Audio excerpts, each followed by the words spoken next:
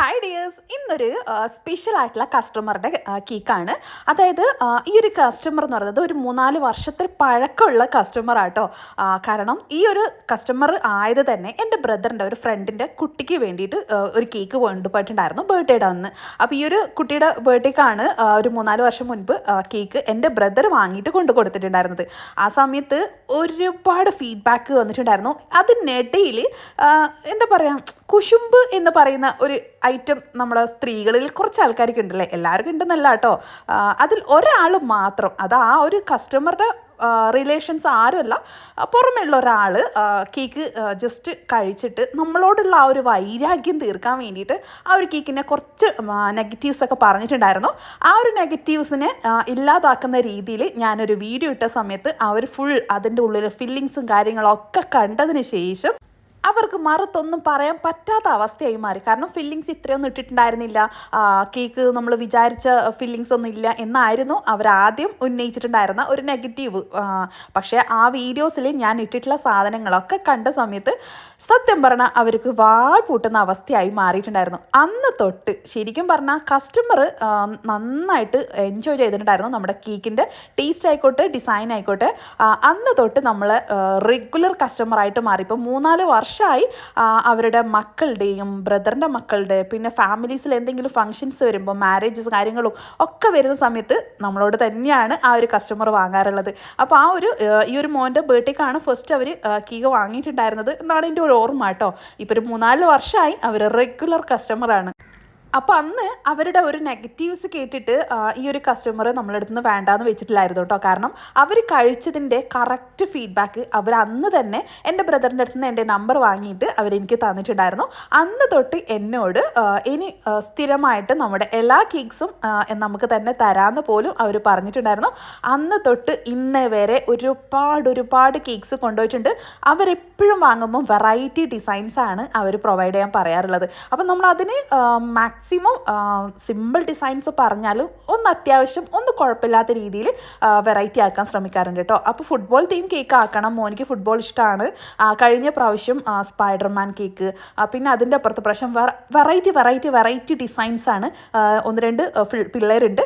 അപ്പോൾ വെറൈറ്റി ആയിട്ടുള്ള ഡിസൈൻസാണ് ചോദിക്കാറുള്ളത്. അപ്പോൾ അതിൽപ്പെട്ട് ഒരു സിമ്പിൾ ആൻഡ് വെറൈറ്റി ആയിട്ട് ചെയ്തു കൊടുക്കാമെന്ന് വിചാരിച്ചിട്ടാണ് നമ്മൾ ഈ ഒരു ഡിസൈനിങ് ചെയ്തിട്ടുള്ളത്. അപ്പോൾ ഈ ഒരു കസ്റ്റമർ നമ്മളോട് ഏതാണ് ഫ്ലേവർ എന്നും വെയിറ്റും മാത്രമേ പറയുള്ളൂ. ഏതെങ്കിലും ഒരു ഡിസൈന് നിങ്ങളുടെ ഇഷ്ടത്തിനനുസരിച്ച് ചെയ്തോ, എന്തായാലും വെറൈറ്റി ആയിരിക്കുമല്ലോ എന്ന് എപ്പോഴും പറയാറുണ്ട്. അപ്പം നമുക്ക് ഇഷ്ടത്തിന് ചെയ്യാൻ പറയും. എന്ന് ഒരുപാട് ഡിസൈന് ചെയ്യണം എന്ന് അങ്ങനെയുള്ള ഒരു ഇതൊന്നുമില്ല. എങ്കിലും ചെയ്തെടുത്തോളം അൽഹംദുലില്ലാഹ് അവർ ഫുള്ളി സാറ്റിസ്ഫൈഡ് ആണ് കേട്ടോ. അപ്പോൾ ഈ ഒരു കസ്റ്റമറുടെ മോളുടെ ഫസ്റ്റ് ബർത്ത്ഡേക്കും നമ്മുടെ അടുത്ത് തന്നെയായിരുന്നു കേക്ക് വാങ്ങിയിട്ടുണ്ടായിരുന്നത്. അപ്പോൾ ആ ഒരു ബർത്ത്ഡേ കേക്കിൻ്റെ ഡിസൈനും അത്യാവശ്യം നല്ല ഫീഡ്ബാക്ക് കിട്ടിയിട്ടുണ്ടായിരുന്നു. അത് ഇൻസ്റ്റയിലായിക്കോട്ടെ, യൂട്യൂബിലായിക്കോട്ടെ അത്യാവശ്യം നല്ല ഫീഡ്ബാക്ക് ആയിരുന്നു. ആ ഒരു കുട്ടിയുടെ ഫോട്ടോ ഒക്കെ വെച്ചിട്ടുള്ള ആ ഒരു രീതിയിൽ. അപ്പോൾ ഇതല്ലാതെ ഒരുപാട് ഡിസൈൻസ് അവരുടെ കേക്ക്സ് ഞാൻ വീഡിയോസ് ഇട്ടിട്ടുണ്ട് കേട്ടോ. അപ്പോൾ വെറൈറ്റി ഡിസൈൻസ് ഒക്കെ കാണുന്നുണ്ടെങ്കിൽ നമ്മുടെ ചാനലിൽ സബ്സ്ക്രൈബ് ചെയ്തിട്ട് ഒന്ന് കയറി വീഡിയോസ് കണ്ടു കഴിഞ്ഞാൽ മനസ്സിലാവും. പിന്നെ റുഷാസ് റെസിപ്പീസ് നമ്മുടെ ഇൻസ്റ്റയിലും ഒരുപാട് ടിപ്സും ട്രിക്സും വീഡിയോസ് ഇടാറുണ്ട് കേട്ടോ. അപ്പോൾ ഞാനിവിടെ പ്ലാസ്റ്റിക്കിൻ്റെ ആ ഒരു ബോൾസിലാണ് ഫോണ്ടൻറ്റ് പരത്തിയിട്ട് നമ്മളിത് ചെറിയ നോസിലിൻ്റെ ബാക്ക് വശം വെച്ചിട്ട് ഒന്ന് കട്ട് ചെയ്തിടാം. നോസിൽസിൻ്റെ ബാക്ക് വശം വലുതും ചെറുതും നോസിൽസ് ഉണ്ട്. അതുകൊണ്ട് അത്യാവശ്യം ചെറിയ ആ ഒരു രീതിയിലുള്ള നോസിൽ വെച്ചിട്ടാട്ടോ കട്ട് ചെയ്തെടുത്തിട്ടുള്ളത്. പിന്നെ നമ്മൾ വൈറ്റും ബ്ലാക്കും ഇതുപോലെ മിക്സിങ് ആക്കിയിട്ട് വെച്ച് കൊടുക്കുക. എന്നിട്ട് ജസ്റ്റ് കൈ കൊണ്ട് പ്രസ് ചെയ്യാം. ബോൾ അമർത്തി അങ്ങ് പൊട്ടിച്ചേക്കരുത്. അപ്പോൾ ചെറിയ രീതിയിൽ അത് പ്രസ് ചെയ്ത് ഫുൾ സെറ്റ് ചെയ്തു.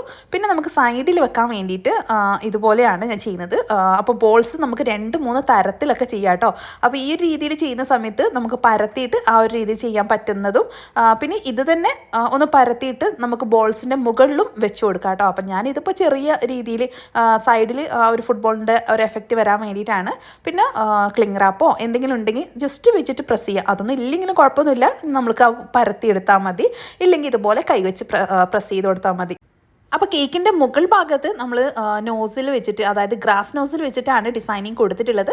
ഇനി അതിൻ്റെ മുകളിലേക്കായിട്ട് ഈ ഒരു ബോളും കൂടെ വെച്ച് കൊടുക്കുക. സൈഡിലായിട്ട് നമ്മൾ ആ ഒരു നെറ്റും കൂടെ ചെയ്തിട്ടുണ്ട്, വൈറ്റ് ക്രീം വെച്ചിട്ട് നെറ്റും കൂടെ ചെയ്തിട്ടുണ്ട്. പൈപ്പിംഗ് ബാഗിൻ്റെ ടിപ്പ് ചെറുതായിട്ടൊന്ന് കട്ട് ചെയ്തിട്ട്.